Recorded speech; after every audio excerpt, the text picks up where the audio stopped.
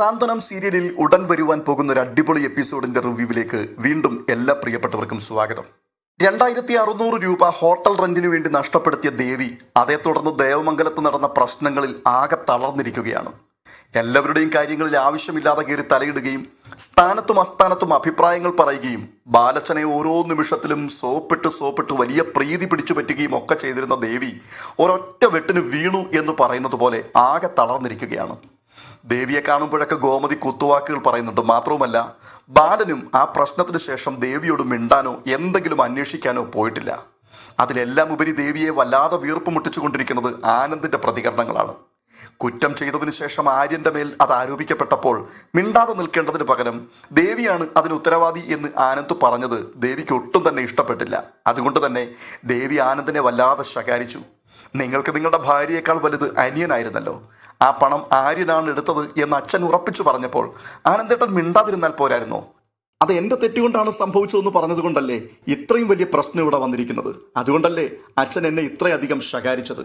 ദേവിയുടെ ഈ ഒരു ചോദ്യം ആനന്ദിനെ ശരിക്കും അസ്വസ്ഥനാക്കി കളഞ്ഞു. അതുകൊണ്ട് തന്നെ തുടർന്ന് ആനന്ദ് ദേവിയോട് വലിയ അടുപ്പത്തിന് പോയിട്ടില്ല. ചുരുക്കത്തിൽ ഏറ്റവും പ്രിയപ്പെട്ട അമ്മായിയച്ഛനും എപ്പോഴും കൂടെ നിൽക്കേണ്ട ഭർത്താവും ഒടുവിലായി അമ്മായിയമ്മയും കൈവിട്ട അവസ്ഥയിലായി ദേവി. അതുകൊണ്ട് ദേവമംഗലത്ത് ഇപ്പോൾ ഒരു കാര്യങ്ങളിലും ഈ പ്രശ്നത്തിന് ശേഷം ദേവി ഇടപെടാറില്ല. ഏത് സമയവും മുറി അടച്ചിരുന്ന് കണ്ണുനീർ പൊഴിക്കലാണ്. ഇതിനിടയിൽ ദേവിയെ തൻ്റെ അമ്മ ശ്രീകല ഫോണിൽ വിളിക്കുന്നുണ്ട്. ദേവിയെ വിളിക്കാൻ വേണ്ടി ഈ ഫോൺ എടുത്തിട്ട് ശ്രീകല പറയുകയാണ്, അല്ലെങ്കിലും ആ പെണ്ണിനെ ഞാൻ അങ്ങോട്ട് വിളിച്ചാൽ മാത്രം അവിടുത്തെ എന്തെങ്കിലും കാര്യങ്ങൾ അറിയാം. അവൾ ഇങ്ങോട്ട് വിളിക്കണമെങ്കിൽ എന്തെങ്കിലും ഏടാകൂടത്തിൽ അവൾ ചെന്ന് പെടണം. ഇത് പറഞ്ഞുകൊണ്ടാണ് ശ്രീകല ഫോൺ ചെയ്യുന്നത്. അമ്മയുടെ കോൾ വരുന്നത് കണ്ടിട്ട് ദേവി മൈൻഡ് ചെയ്യുന്നതേയില്ല. അയ്യോടാ, ഈ പെണ്ണെന്താണ് ഫോൺ എടുക്കാത്തത്? ഇത് ചോദിച്ചുകൊണ്ട് വീണ്ടും ഒന്നുകൂടി ശ്രീകല ദേവിയെ വിളിക്കുകയാണ്. രണ്ടാമത് വീണ്ടും കോൾ വന്നപ്പോൾ ദേവി ഫോൺ എടുക്കുന്നുണ്ട്. അപ്പോൾ പെട്ടെന്ന് ശ്രീകല ചോദിക്കുകയാണ്, എടി പെണ്ണെ, നിന്റെ ഒരു വിവരവുമില്ലല്ലോ, നീ എന്താ ഇങ്ങോട്ട് വിളിക്കാത്തത്? 1-2 ദിവസം ആയല്ലോ നീ ഇങ്ങോട്ട് ഫോൺ ചെയ്തിട്ട്. അമ്മയുടെ ഈ വാക്കുകളൊക്കെ കേട്ടിട്ടും ദേവി മൗനമായിട്ടിരിക്കുകയാണ്. എന്താ പെണ്ണെ, നിന്നോട് ചോദിച്ചത് കേട്ടില്ലേ? നിനക്ക് നാക്കിറങ്ങിപ്പോയോ? എടി, നിനക്കവിടെ എന്തെങ്കിലും പ്രശ്നമുണ്ടാക്കി കഴിഞ്ഞാൽ മാത്രമേ ഇങ്ങോട്ട് വിളിക്കാൻ അറിയത്തുള്ളൂ. അല്ല, ആ സമയത്താണല്ലോ നീ സാധാരണ അമ്മയെ ഓർക്കുന്നത്. ഇപ്പൊ കാര്യങ്ങളെല്ലാം കഴിഞ്ഞു സന്തോഷമായി. അതുകൊണ്ട് അമ്മയും വേണ്ട, അച്ഛനും വേണ്ട, അനിയത്തിയും വേണ്ട. അമ്മ ഒന്ന് വെറുതെ ഇരിക്കുന്നുണ്ടോ? മനുഷ്യൻ ഇവിടെ ആകെപ്പാടെ തീ തിന്നൊരു പരുവായി. അതിനിടയിലാണ് അമ്മയുടെ ചാട്ടം. എന്താടി പെണ്ണെ, എന്താ ഇപ്പോഴവിടുത്തെ പ്രശ്നം? അതെ, നീ ആനന്ദിനേക്കാൾ മൂത്തതാണെന്ന് പറഞ്ഞ ആ കാര്യമുണ്ടല്ലോ, അതവിടെ ആരെങ്കിലും അറിഞ്ഞോ? അതാണോ ഇപ്പോഴത്തെ നിന്റെ സങ്കടം? അമ്മ, അതൊന്നുമല്ല. ഞങ്ങൾ ഹണിമൂണിന് പോയപ്പോൾ ഉണ്ടായ പ്രശ്നമാണ് ഇപ്പോൾ ഇവിടെ വലിയ വിഷയമായിരിക്കുന്നത്. ഹണിമൂണിന് പോയപ്പോൾ എന്ത് പ്രശ്നം ഉണ്ടായെന്നാണ് ഈ പറയുന്നത്? അങ്ങനെ എന്തെങ്കിലും പ്രശ്നമുണ്ടെങ്കിൽ നീ എന്നോട് പറയുമായിരുന്നല്ലോ. അമ്മ, ഞങ്ങൾ തമ്മിൽ അങ്ങനെ പ്രശ്നങ്ങളൊന്നും ഉണ്ടായിട്ടില്ല. ഞാൻ പറഞ്ഞായിരുന്നല്ലോ, ഹണിമൂണിന് 5000 രൂപയ്ക്ക് റൂം ബുക്ക് ചെയ്ത് ഒടുവിൽ അവിടെ എത്തിക്കഴിഞ്ഞപ്പോൾ അത് 26,000 ആയി എന്നുള്ള വിവരം. ഞങ്ങളതൊക്കെ ഒതുക്കി വെച്ചിരിക്കുകയായിരുന്നു. പക്ഷേ പിടിക്കപ്പെട്ടു. ഇവിടെ എല്ലാവരും അറിഞ്ഞു. അതിൻ്റെ പേരിൽ ബാലച്ചൻ എന്നെ കണ്ടമാനം ശകാരിച്ചു. ബാലച്ചൻ മാത്രമല്ല, അമ്മയും ഒത്തിരി വഴക്ക് പറഞ്ഞു. അയ്യോ, അങ്ങനെയൊക്കെ ഉണ്ടായോ?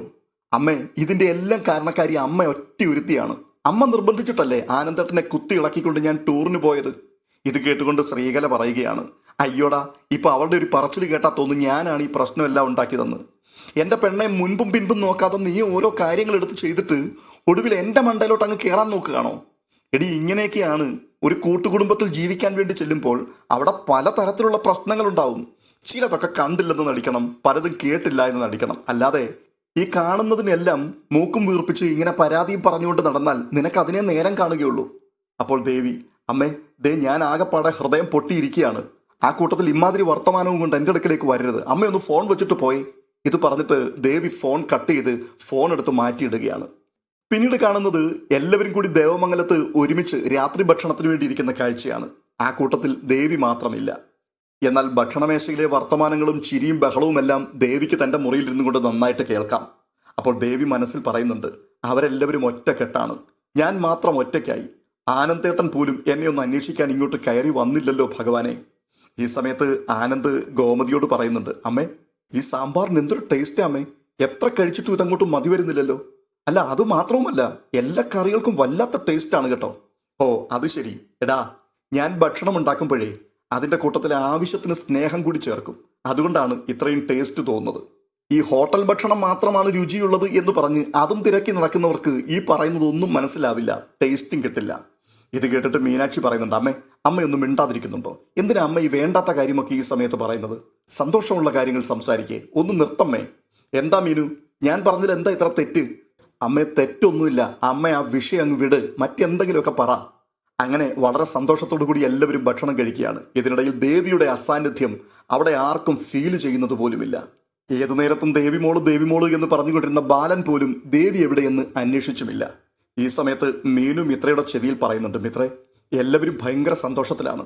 നമ്മുടെ കൂട്ടത്തിൽ ഏട്ടത്തിയെ കാണാതിരുന്നിട്ട് ഒരാൾ പോലും ഇതുവരെ ഒന്ന് അന്വേഷിച്ചില്ലല്ലോ. ഏത് സമയത്ത് വന്നു കയറിയാലും ആദ്യം ദേവിമോളെ വിളിച്ചുകൊണ്ടുവരുന്ന അച്ഛൻ ഇങ്ങനെ ഒരാൾ ഈ വീട്ടിലുള്ളതായിട്ട് ചിന്തിക്കുന്നു പോലുമില്ല. എന്തൊരു സ്വഭാവം ഇവരുടെയൊക്കെ. അപ്പോൾ മിത്ര പറയുകയാണ്, അതേ ചേച്ചി, ഞാനും കുറച്ച് സമയമായി അത് തന്നെ ചിന്തിക്കുന്നുണ്ട്. ആരും ദേവി ചേച്ചിയെ അന്വേഷിക്കുന്നില്ല. ഈ സമയത്ത് ഗോമതി മിത്രയോടും മീനുവിനോടുമായി ചോദിക്കുകയാണ്, അതെ, നിങ്ങൾ ഭക്ഷണം കഴിക്കുന്നില്ലേ പിള്ളേരെ? അപ്പോൾ ബാലന് പറയുകയാണ്, അല്ല മക്കളെ, നിങ്ങളെന്താ ഇങ്ങനെ നിൽക്കുന്നത്? നിങ്ങളും കൂടി ഇരിക്കുക, നമുക്ക് ഒരുമിച്ച് കഴിക്കുന്നതല്ലേ അതിൻ്റെ ഒരു സന്തോഷം. ഇത് കേട്ടിട്ട് മീനു പറയുന്നുണ്ട്, അല്ലച്ചാ, നിങ്ങൾ കഴിക്ക്, ദേവി ചേച്ചി ഇതുവരെ വന്നിട്ടില്ല, ഞങ്ങൾ പോയി ചേച്ചിയെ കൂടെ വിളിക്കാം, എന്നിട്ട് ഞങ്ങൾ ഒരുമിച്ച് കഴിക്കാം. അല്ലെങ്കിൽ ഒരു കാര്യം ചെയ്യും, അമ്മ തന്നെ പോയി ദേവി ചേച്ചിയെ വിളിക്ക്, നമുക്ക് 4 പേർ കൂടി ഭക്ഷണം കഴിക്കാം. മീനുവിൻ്റെ ഈ സംസാരം കേട്ടുകൊണ്ട് ഗോമതി പറയുകയാണ്, അതെന്തിനാ ഞാൻ പോയി വിളിക്കുന്നത്? അവൾക്ക് വിളിച്ചാൽ മാത്രമേ ഇങ്ങോട്ട് വരാൻ പറ്റുകയുള്ളൂ. ഓ, ചിലപ്പോൾ ഇവിടുത്തെ ഭക്ഷണമൊന്നും അവൾക്ക് പിടിക്കില്ലായിരിക്കും. ഹോട്ടൽ ഭക്ഷണമൊക്കെ കഴിച്ച് ശീലിച്ചവർക്ക് പാവങ്ങൾ ഉണ്ടാക്കുന്നത് അത്ര പെട്ടെന്നൊന്നും അങ്ങോട്ട് ഇറങ്ങില്ല.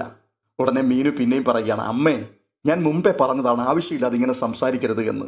അതൊക്കെ പാവം ചേച്ചിക്ക് വിഷമമാവും.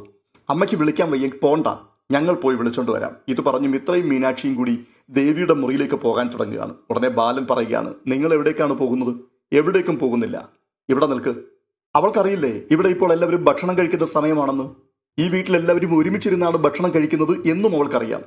ഇതെല്ലാം അറിഞ്ഞു വെച്ചിട്ട് മുറിക്കകത്ത് തന്നെ ഇരിക്കുകയാണെങ്കിൽ അവൾ അവിടെ ഇരുന്നോട്ടെ. അങ്ങനെയുള്ളവർക്ക് വിശപ്പ് വരുമ്പോൾ അവർ തന്നെ കയറി അവർക്ക് എന്താ വേണ്ടെന്ന് വെച്ചാൽ എടുത്തു കഴിച്ചോളും. ബാലന്റെ ഈ സംസാരം കേട്ടിട്ട് മുറിക്കകത്തിരുന്ന് ദേവി ഒന്ന് ഞെട്ടുന്നുണ്ട്. എന്നിട്ട് ദേവി മനസ്സിൽ പറയുകയാണ്, അയ്യോ, ബാലച്ചൻ തന്നെയാണോ ഇങ്ങനെയൊക്കെ സംസാരിക്കുന്നത്? ഈ ബാലച്ചന് എന്നെ എത്രയധികം ഇഷ്ടമായിരുന്നു. എൻ്റെ കൈകൊണ്ട് എല്ലാ ദിവസവും ഇങ്ങനെ ഭക്ഷണം വിളമ്പി കഴിച്ചുകൊണ്ടിരുന്ന ബാലച്ചന് എങ്ങനെയാണ് ഇങ്ങനെയൊക്കെ വെട്ടിത്തുറന്ന് സംസാരിക്കാൻ പറ്റുന്നത്? അപ്പോൾ വീണ്ടും മീനു പറയുന്നുണ്ട് ബാലനോട്, അല്ലച്ച, നമ്മളെല്ലാവരും ഒരുമിച്ചിരുന്ന് ഭക്ഷണം കഴിക്കുമ്പോൾ ഒരാൾ മാത്രം അങ്ങനെ മാറിയിരിക്കുന്നത് ശരിയല്ലല്ലോ. അങ്ങനെ ഒരാൾ മാത്രം കഴിക്കാതിരിക്കുമ്പോൾ നമുക്ക് എങ്ങനെയാണ് സന്തോഷത്തോടെ ഭക്ഷണം കഴിക്കാൻ പറ്റുക? മോളെ, ഞാൻ പറഞ്ഞു കഴിഞ്ഞു. അവൾക്ക് വിശപ്പ് വീഴുമ്പോൾ അവൾ വന്ന് ഭക്ഷണം എടുത്ത് കഴിച്ചോളും. അവളുടെ വീട്ടിൽ ഒരുപക്ഷെ അവൾ ഇങ്ങനെയൊക്കെ ആയിരിക്കും വളർന്നിട്ടുണ്ടാവുക. എന്നാൽ മറ്റൊരു വീട്ടിലേക്ക് വിവാഹം കഴിച്ച് അയക്കപ്പെടുമ്പോൾ ആ വീട്ടിലെ ചിട്ടവട്ടങ്ങളും മര്യാദകളും ഒക്കെ മനസ്സിലാക്കുകയും അതിനനുസരിച്ച് ജീവിക്കുകയും ചെയ്യാൻ ശ്രമിക്കണം. അത് മനസ്സിലാക്കാനുള്ള വെളിവും ബോധവും ഒക്കെയുള്ള കുട്ടി തന്നെയാണ് ദേവി. ഇവിടെ ഞാൻ ശ്രദ്ധിക്കാറുണ്ട്, നിസ്സാരമായി നിങ്ങൾ പറയുന്ന ഓരോ വാക്കുകളെയും പിടിച്ചെടുക്കുകയും അതിലെ ഓരോരോ കുറവുകളും ചൂണ്ടിക്കാണിച്ച് നിങ്ങളെ ഉപദേശിക്കുകയും ഒക്കെ ചെയ്യുന്ന ആളാണ് ദേവി. അപ്പോൾ അവൾ കാണിക്കുന്നത് ശരിയാണോ തെറ്റാണോ എന്നുള്ളത് ആദ്യം മനസ്സിലാക്കേണ്ടത് അവൾ തന്നെയല്ലേ? അങ്ങനെ മനസ്സിലാകുന്നില്ല എന്നുണ്ടെങ്കിൽ ഈ രീതിയിൽ നമുക്കത് മനസ്സിലാക്കി കൊടുക്കണം. അതുകൊണ്ട് നിങ്ങൾ ഭക്ഷണം കഴിക്കാൻ നോക്ക്. ഇത് കേട്ടിട്ട് മീനു പറയുകയാണ്, അച്ഛൻ കഴിക്കച്ച, ഞങ്ങൾ അമ്മയുടെ കൂടെ ഒരുമിച്ചിരുന്ന് കഴിച്ചുകൊള്ളാം. അങ്ങനെ എല്ലാവരും ഭക്ഷണം കഴിച്ചിട്ട് എഴുന്നേറ്റ് പോകുന്നുണ്ട്. ഈ ഒരു പ്രശ്നത്തിൽ ആനന്ദ് ബാലനൊപ്പം തന്നെയാണ് നിൽക്കുന്നത്. അതുകൊണ്ട് തന്നെ ദേവിയുടെ മുറിയിലേക്ക് പോകാതെ ആനന്ദ് ആര്യൻ്റെയും ആകാശിൻ്റെയും ധർമ്മൻ്റെയും ഒപ്പം ചേർന്ന് തുടർന്ന് സംസാരിച്ചുകൊണ്ട് പുറത്തു നിൽക്കുകയാണ്. ഈ സമയത്ത് മീനാക്ഷിയുടെ മനസ്സ് പറയുന്നുണ്ട്, ദേവിയെടുത്ത് ചെയ്തത് ന്യായീകരിക്കാൻ കഴിയാത്ത തെറ്റാണെങ്കിൽ പോലും ഈ ഒരു സാഹചര്യത്തിൽ അവരെ ഒറ്റപ്പെടുത്തി ബാക്കിയുള്ളവരെല്ലാം ഒരുമിച്ച് നിൽക്കുന്നു എന്നുള്ളൊരു ചിന്തയുണ്ടാവാൻ പാടില്ല. അതുകൊണ്ട് ദേവിയച്ചിയെ പോയി കണ്ട് ഒന്ന് സമാധാനിപ്പിക്കണം. തുടർന്ന് മീനാക്ഷി മിത്രയോടുത്ത് പറഞ്ഞിട്ട് ഇരുവരും ചേർന്ന് ദേവിയുടെ മുറിയിലേക്ക് പോവുകയാണ്. മീനാക്ഷിയെയും മിത്രയും കണ്ടപ്പോഴേക്കും ദേവിയുടെ നിയന്ത്രണം നഷ്ടപ്പെട്ടിട്ട് ദേവി അങ്ങ് പൊട്ടിക്കരയുകയാണ്. ഇതിനിടയിൽ ദേവി പറയുന്നുണ്ട്, ഞാൻ കേട്ടു, ബാലച്ചൻ അവിടെ ഇരുന്ന് പറയുന്നതെല്ലാം ഞാൻ കേട്ടു. അപ്പോൾ മീനാക്ഷി പറയുകയാണ്, ചേച്ചി ഭക്ഷണം കഴിക്കാതെ ഇങ്ങനെ മാറിയിരിക്കുന്നത് തന്നെ കൂടുതൽ ഈ വീട്ടിൽ പ്രശ്നമുണ്ടാക്കും. അതുകൊണ്ട് ചേച്ചി വന്ന് ഭക്ഷണം കഴിക്കുക. അവരെല്ലാവരും കഴിച്ചു കഴിഞ്ഞു, ഇനി നമ്മൾ പെണ്ണുങ്ങൾ മാത്രമേ കഴിക്കാനുള്ളൂ. വാ ചേച്ചി, നമുക്ക് ഒരുമിച്ച് കഴിക്കാം. വേണ്ട മീനു, എനിക്ക് ഭക്ഷണം ഒന്നും വേണ്ട, എൻ്റെ തൊണ്ടയിൽ നിന്ന് ഇപ്പോഴൊന്നും താഴേക്ക് ഇറങ്ങില്ല. അപ്പോൾ മിത്ര പറയുന്നുണ്ട്, ചേച്ചിയുടെ അവസ്ഥ എന്താണെന്ന് ഞങ്ങൾക്ക് നന്നായിട്ട് മനസ്സിലാകുന്നുണ്ട്. ഇതുപോലൊരു സാഹചര്യമായിരുന്നല്ലോ അന്ന് ട്യൂഷൻ എടുക്കുന്ന വിഷയത്തിൽ എനിക്ക് നേരിടേണ്ടി വന്നത്. അന്ന് ചേച്ചി ഉൾപ്പെടെ എല്ലാവരും എനിക്കെതിരായിരുന്നു. അപ്പോൾ ദേവി ചോദിക്കുകയാണ്, മിത്ര ഇപ്പോൾ അതും പറഞ്ഞുകൊണ്ട് എന്നെ കുറ്റപ്പെടുത്താൻ തുടങ്ങുകയാണോ? ചേച്ചി, ഞാൻ കുറ്റപ്പെടുത്തിയതൊന്നുമല്ല, ഉള്ള കാര്യം പറഞ്ഞു എന്ന് മാത്രമേ ഉള്ളൂ. അന്നത്തെ സംഭവം അതോടെ കഴിഞ്ഞു, ഞാനത് മനസ്സിൽ വെച്ചിട്ടൊന്നുമില്ല. പക്ഷേ ചേച്ചിയുടെ ഇപ്പോഴത്തെ ഈ അവസ്ഥയിൽ ആ സാഹചര്യം ഞാൻ ഓർപ്പിച്ചു എന്ന് മാത്രമേ ഉള്ളൂ. പിന്നെ ചേച്ചി പറഞ്ഞില്ലേ അവരെല്ലാവരും ചേച്ചിയെ ഒറ്റപ്പെടുത്തിയെന്ന്. ചേച്ചി, അവരച്ഛനും അമ്മയും മക്കളുമാണ്. നമ്മളാകട്ടെ ഈ വീട്ടിലേക്ക് വന്നു കയറിയവരാണ് പല വീടുകളിൽ നിന്നും. അവരുടെ ഒരു പ്രശ്നം വരുമ്പോൾ അവരൊറ്റക്കെട്ടായി നിൽക്കും. അവിടെ ഒറ്റപ്പെട്ടു പോകുന്നത് നമ്മളൊക്കെ തന്നെയാണ്. അതുകൊണ്ട് നമ്മളെപ്പോഴും ഒന്നായിട്ട് നിൽക്കണം. അങ്ങനെ ഒരു ബോധം ചേച്ചിക്കുണ്ടാവണം. പക്ഷേ ഇവിടെ ഞങ്ങൾക്കെതിരെ എന്തെങ്കിലും പ്രശ്നമുണ്ടാകുമ്പോൾ ആ ഒരു ചിന്ത ചേച്ചിയുടെ മനസ്സിൽ വന്നിട്ടില്ല. ചേച്ചി അപ്പോൾ അച്ഛൻ്റെ കൂടെ കൂടിയിട്ട് മാക്സിമം ഞങ്ങളെ കുറ്റപ്പെടുത്താനേ ശ്രമിച്ചിട്ടുള്ളൂ. ആ സമയത്ത് ഞങ്ങൾ അനുഭവിച്ച മാനസിക വേദന എന്തായിരുന്നു എന്നുള്ളത് ഇപ്പോൾ ചേച്ചിക്ക് മനസ്സിലാവുന്നുണ്ടാവും. അത് കേട്ടിട്ട് ദേവി പറയുകയാണ്, അത് പിന്നെ മിത്രേ, ഞാനിവിടെ വന്നു കയറിയ സമയത്ത് ഈ വീട്ടിലുള്ളവരുടെ ഒന്നും സ്വഭാവം ഇങ്ങനെയാണെന്ന് എനിക്ക് അറിയില്ലായിരുന്നു. അതുകൊണ്ടാണ് എനിക്ക് അങ്ങനെയൊക്കെ അപ്പോൾ സംസാരിക്കേണ്ടി വന്നത്. മിത്രയ്ക്ക് ആ ദേഷ്യം ഇപ്പോഴും ഉണ്ട് അല്ലേ? ചേച്ചി, ഞാൻ പറഞ്ഞല്ലോ, എനിക്കങ്ങനെ ദേഷ്യമൊന്നുമില്ല.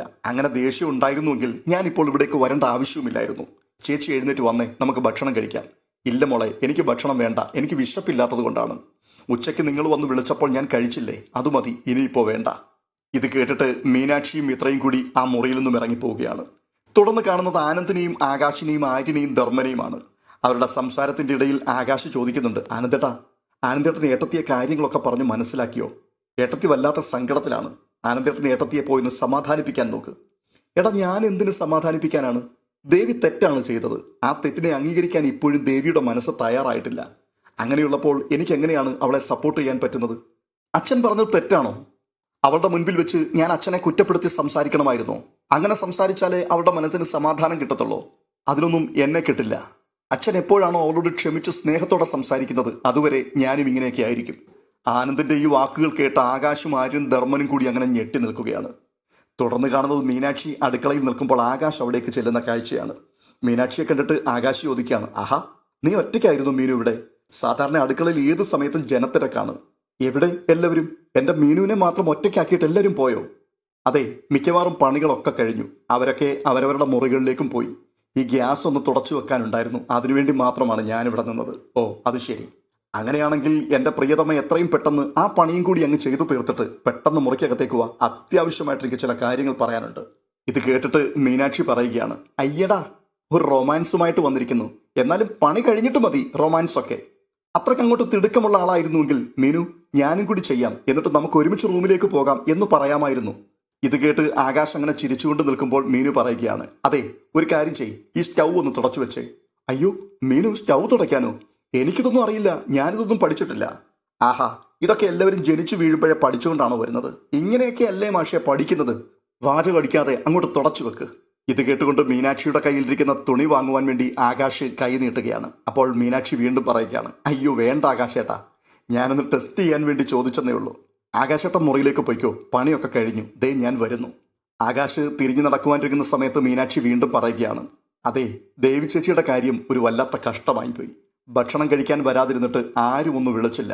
ആനന്ദേട്ടൻ പോലും ഭക്ഷണം കഴിച്ചിട്ട് എഴുന്നേറ്റ് പോയി. ചേച്ചി വല്ലാത്ത സങ്കടത്തിലാണ്. അത് പിന്നെ മീനു ഏടത്തി ചെയ്തത് തെറ്റല്ലേ? അതുകൊണ്ടല്ലേ അച്ഛൻ അങ്ങനെയൊക്കെ വഴക്ക് പറഞ്ഞത്. അല്ലെങ്കിൽ നിങ്ങൾ ആണുങ്ങളൊക്കെ ഇങ്ങനെ തന്നെയാണ്. അച്ഛൻ എന്താണോ പറയുന്നത് അതാണ് നിങ്ങൾക്ക് വേദവാക്യം, അതിനപ്പുറത്തൊന്നുമില്ല. ഇതുപോലെയൊക്കെ തന്നെയാണ് അച്ഛൻ എന്നെ വഴക്ക് പറയുമ്പോൾ നിങ്ങളൊക്കെ എന്നോടും കാണിച്ചിട്ടുള്ളത്. ഈ സംസാരം നടന്നുകൊണ്ടിരിക്കുമ്പോൾ അടുക്കളയിലേക്ക് ആനന്ദ് കയറി വരുന്നുണ്ട്. ആകാശും മീനാക്ഷിയും കൂടി സംസാരിച്ചു കൊണ്ട് നിൽക്കുന്നത് കണ്ടുകൊണ്ട് ആനന്ദ് പറയുകയാണ്, ആഹാ, നിങ്ങൾ രണ്ടാളുമായിരുന്നോ? ഞാൻ വെറുതെ ഇങ്ങോട്ട് വന്നേ ഉള്ളൂ. ശരി എന്ന് പറഞ്ഞിട്ട് തിരികെ പോകാൻ തുടങ്ങുകയാണ്. അപ്പോൾ മീനാക്ഷി പറയുന്നുണ്ട്, ആനന്ദേട്ടാ ഒന്ന് നിന്നേ. എന്താ മീനു? അതെ, ദേവേടത്തി ഒന്നും കഴിച്ചിട്ടില്ല. ഉച്ചയ്ക്ക് ഭക്ഷണം കഴിക്കാൻ ഞാനും ഇത്രയും കൂടി വിളിച്ചു കൊണ്ടുവന്നിരുത്തിയതാണ്. ഉടനെ തന്നെ അമ്മ എന്തോ പറഞ്ഞു എന്ന് പറഞ്ഞുകൊണ്ട് എഴുന്നേറ്റങ്ങ് പോയി. ഇപ്പോഴാണെങ്കിൽ അച്ഛൻ്റെ വായിലൊന്നും എന്തൊക്കെയാണ് വീണത്? ഇതൊക്കെ കഴിഞ്ഞ കാര്യങ്ങളല്ലേ? പിന്നെയും പിന്നെയും ഇത് തന്നെ പറഞ്ഞുകൊണ്ടിരിക്കുമ്പോൾ കേൾക്കുന്ന ഏട്ടത്തിക്ക് വലിയ വിഷമം ഉണ്ടാവില്ലേ ആനന്ദേട്ടാ? ആനന്ദേട്ടനെങ്കിലും ഏട്ടത്തിയെ പോയൊന്ന് വിളിക്കാൻ പാടില്ലായിരുന്നോ ഭക്ഷണം കഴിക്കാൻ വേണ്ടി? മീനു, ഭക്ഷണം കഴിക്കാൻ വരണ്ട എന്ന് അവളോട് ആരും പറഞ്ഞിട്ടില്ല. വിശപ്പുള്ളവർക്ക് ഏതു നേരവും വന്ന് ഭക്ഷണം കഴിക്കാം. പിന്നെ അച്ഛൻ അങ്ങനെയൊക്കെ പറഞ്ഞതുകൊണ്ട് തന്നെയാണ് ഞാൻ അവളെ ഭക്ഷണം കഴിക്കാൻ വിളിക്കാതിരുന്നതും. അവൾക്ക് വിശപ്പുണ്ടെങ്കിൽ അവൾ വന്ന് കഴിക്കട്ടെ. ആനന്ദേട്ടാ, അങ്ങനെയൊന്നും പറയരുത്. ദേവിയേച്ചി ഒരു പാവമാണ്. ഇവിടെ ഈ ഒരു പ്രശ്നമുണ്ടായതിൽ നിങ്ങൾക്ക് രണ്ടുപേർക്കും തുല്യ ഉത്തരവാദിത്വമുണ്ട്. രണ്ടുപേരും തെറ്റ് ചെയ്തവരാണ്. ശിക്ഷ കൊടുക്കുമ്പോൾ രണ്ടുപേർക്കും ഒരുപോലെ തന്നെ ശിക്ഷ കിട്ടണം. ഇതിപ്പോൾ തുല്യനീതി അല്ല ഇവിടെ സംഭവിച്ചത്. ആനന്ദേട്ടൻ വയറു നിറച്ച് ഭക്ഷണം കഴിച്ചു, സന്തോഷമായിട്ട് നടക്കുന്നു. ഏട്ടത്തി വിശന്ന് കരഞ്ഞുകൊണ്ട് മുറിക്കകത്ത് കിടക്കുന്നു. ഇത് ശരിയാണോ ആനന്ദേട്ടാ? അച്ഛന് ദേഷ്യം മുഴുവൻ ദേവിയേടത്തിയോടാണ്. ആനന്ദേട്ടനോട് ഒരു ദേഷ്യവുമില്ല. ഇതൊന്നും ശരിയല്ല എന്നാണ് എനിക്ക് പറയാനുള്ളത്. ദേഷ്യപ്പെടുകയാണെന്നുണ്ടെങ്കിൽ നിങ്ങളുടെ രണ്ടുപേരോടും ഒരുപോലെ ദേഷ്യപ്പെടണം. എന്തായാലും ഒരു കാര്യം ചെയ്യും, ഞാനൊരു പാത്രത്തിൽ കുറച്ച് ഭക്ഷണം എടുത്തു തരാം. ആനന്ദേട്ടൻ അതുകൊണ്ട് പോയി ചേച്ചിക്ക് കൊടുക്ക്. ഏയ് അതൊന്നും വേണ്ട മീനു, അവൾക്ക് വേണമെങ്കിൽ അവൾ ഇങ്ങോട്ട് വന്ന് എടുത്ത് കഴിക്കട്ടെ. ആനന്ദേട്ട ഇങ്ങനെ വാശി പിടിക്കല്ലേ, ഞാൻ ഭക്ഷണം എടുത്തു തരാം, ആനന്ദേട്ടൻ അതുകൊണ്ട് ദേവിയച്ചിക്ക് അങ്ങോട്ട് കൊടുക്ക്. അങ്ങനെ മീനാക്ഷി നിർബന്ധിച്ച് ആനന്ദിന്റെ കയ്യിൽ ദേവിക്ക് ഭക്ഷണം കൊടുത്തു വിടുകയാണ്. ഈ ഭക്ഷണവുമായി ആനന്ദ് മുറിയിലേക്ക് പോകുമ്പോൾ പെട്ടെന്ന് ബാലൻ തന്റെ മുറിക്കുള്ളിൽ നിന്ന് പുറത്തേക്ക് ഇറങ്ങി വരുന്നുണ്ട്. ആനന്ദ് ദേവിക്ക് ഭക്ഷണവുമായി പോകുന്ന ഈ കാഴ്ച കണ്ടുകൊണ്ട് ബാലൻ വല്ലാത്ത ദേഷ്യത്തോടെ ആനന്ദിനെ സൂക്ഷിച്ചു നോക്കുകയാണ്. ബാലന്റെ ഈ നോട്ടം കണ്ടുകൊണ്ട് ആകെ പരിഭ്രമിച്ച ആനന്ദ് വീണ്ടും മെല്ലെ ഭക്ഷണവുമായി മുറിയിലേക്ക് തന്നെ കയറി പോവുകയാണ്. ആനന്ദ് മുറിക്കുള്ളിൽ കയറി ചെല്ലുമ്പോൾ ദേവി അങ്ങനെ സങ്കടപ്പെട്ട് മുറിക്കുള്ളിൽ കിടക്കുകയാണ്. അപ്പോൾ ആനന്ദ് പറയുന്നുണ്ട്, ദേവി നിനക്കുള്ള ഭക്ഷണം ഞാൻ എടുത്തുകൊണ്ട് വന്നിട്ടുണ്ട്, ഈ ഭക്ഷണം എഴുന്നേറ്റ് കഴിക്ക്. ഇത് കേട്ടിട്ട് ദേവി ഒന്നും മിണ്ടാതെ കിടക്കുകയാണ്. ദേവി ഞാൻ പറഞ്ഞു കേട്ടില്ലേ, ഒന്ന് എഴുന്നേറ്റേ, നിനക്കുള്ള ഭക്ഷണം ഞാൻ കഴിക്കാൻ എടുത്തുകൊണ്ടുവന്നിട്ടുണ്ട്. ഇത് കേട്ടിട്ടും ദേവി ഉറങ്ങുന്നത് പോലെ അനക്കമില്ലാതെ കിടക്കുകയാണ്. ഇത് കണ്ടുകൊണ്ട് ആനന്ദ് പറയുകയാണ്, നിനക്ക് വിശപ്പുണ്ടെങ്കിൽ ഭക്ഷണം എടുത്ത് കഴിച്ചാൽ മതി, ദേ ഇവിടെ ഇരിപ്പുണ്ട്. ഇത് പറഞ്ഞിട്ട് ആനന്ദ് വീണ്ടും മുറിയടച്ച് പുറത്തേക്ക് ഇറങ്ങി പോവുകയാണ്. ആനന്ദ് പോയി അല്പനിമിഷം കഴിഞ്ഞപ്പോൾ ദേവി കിടക്കയിൽ നിന്നും എഴുന്നേറ്റിരുന്നുകൊണ്ട് മനസ്സിൽ പറയുകയാണ്, ഷോ ദൈവമേ, ഈ ആനന്ദേട്ടൻ പോലും എന്താണ് എന്നോട് ഇങ്ങനെയൊക്കെ പെരുമാറുന്നത്. ഈ ഭക്ഷണം ഒന്ന് കൊണ്ടുവന്നിട്ട് എൻ്റെ കിടക്കക്കരികിൽ ഇരുന്നുകൊണ്ട് എന്നെ ഒന്ന് തട്ടി വിളിച്ച് എഴുന്നേൽപ്പിച്ച് ഒന്ന് ആശ്വസിപ്പിച്ചിട്ട് ഈ ഭക്ഷണം എൻ്റെ കയ്യിൽ തരാൻ പാടില്ലായിരുന്നു. വയറ്റിലാണെങ്കിൽ നല്ല വിശപ്പുണ്ട്, എന്നാലും ഈ ഭക്ഷണം കൊണ്ടുവച്ച പാടെ എടുത്ത് കഴിക്കാൻ പാടില്ലല്ലോ. അതുകൊണ്ട് തൽക്കാലം അതിവിടെ തന്നെ ഇരിക്കട്ടെ. ഇത് പറഞ്ഞുകൊണ്ട് ദേവി വീണ്ടും അവിടെ തന്നെ കിടക്കുകയാണ്. കുറേ സമയം കഴിഞ്ഞിട്ടും ആനന്ദ് മടങ്ങി വരാതിരുന്നപ്പോൾ ദേവി മെല്ലെ കതക് തുറന്ന് പുറത്തേക്ക് ഇറങ്ങുന്നുണ്ട്. എന്നിട്ട് ആനന്ദ് എവിടെയാണെന്ന് അറിയുവാൻ വേണ്ടി ഓരോ ഇടത്തും പരതുന്ന സമയത്ത് താൻ കാണുന്ന കാഴ്ച, ആകാശിനും ആര്യനും ധർമ്മനുമൊപ്പം ആനന്ദ് അങ്ങനെ പൊട്ടിച്ചിരിച്ചുകൊണ്ട് എന്തൊക്കെയോ തമാശകൾ പങ്കുവെക്കുന്നതാണ്. ഇത് കണ്ടപ്പോഴേക്കും ദേവിക്ക് വല്ലാത്ത ദേഷ്യവും സങ്കടവും ഒക്കെ വരുന്നുണ്ട്. ദേവി മനസ്സിൽ പറയുകയാണ്, കൊള്ളാം, ഭാര്യ എല്ലാവരുടെയും കുത്തുവാക്കുകൾ കേട്ട് ഒറ്റപ്പെട്ട് മനസ്സ് തകർന്നവളായി മുറിക്കകത്ത് കിടക്കുമ്പോൾ ഭർത്താവ് പുറത്തു വന്നിട്ട് ഇതൊന്നും അറിയാത്തതുപോലെ പൊട്ടിച്ചിരിച്ച് കളിച്ച് രസിക്കുകയാണ്. ഈ ആനന്ദേട്ടൻ ഞാൻ ഉദ്ദേശിച്ച ആളൊന്നുമല്ല. ആനന്ദേട്ടൻ എന്നെ ഒന്നും മനസ്സിലാക്കാൻ പോലും പറ്റുന്നില്ല. ഈ പുറമെ പ്രകടിപ്പിക്കുന്ന സ്നേഹമൊക്കെ അത് വെറും പ്രകടനങ്ങൾ മാത്രമാണ്. ഇപ്പോഴാണ് എനിക്കെല്ലാം മനസ്സിലായത്. ഈശ്വര, ഞാൻ ആകെ ഒറ്റപ്പെട്ടു പോയല്ലോ ഈ വീട്ടിൽ. ഇത് പറഞ്ഞുകൊണ്ട് ദേവി വീണ്ടും മുറിക്കകത്തേക്ക് മടങ്ങിപ്പോയി കരഞ്ഞുകൊണ്ട് കട്ടിലിലേക്ക് കിടക്കുകയാണ്. ഇതിന്റെ അടുത്ത ഭാഗം അടുത്ത വീഡിയോയിൽ തീർച്ചയായിട്ടും പറയുന്നതായിരിക്കും. ഈ വീഡിയോ നിങ്ങൾക്ക് ഇഷ്ടപ്പെട്ടിട്ടുണ്ടെങ്കിൽ ലൈക്ക് ചെയ്യുവാൻ മറക്കരുത്. ഒപ്പം ഇതുവരെയും നിങ്ങൾ ഈ ചാനൽ സബ്സ്ക്രൈബ് ചെയ്യാതെയാണ് കാണുന്നതെങ്കിൽ ദയവായിട്ടൊന്ന് സബ്സ്ക്രൈബ് ചെയ്യുവാൻ കൂടി ഓർപ്പിക്കുന്നു. അടുത്ത വീഡിയോയിൽ വീണ്ടും കാണും വരേക്കും ബൈ ബൈ.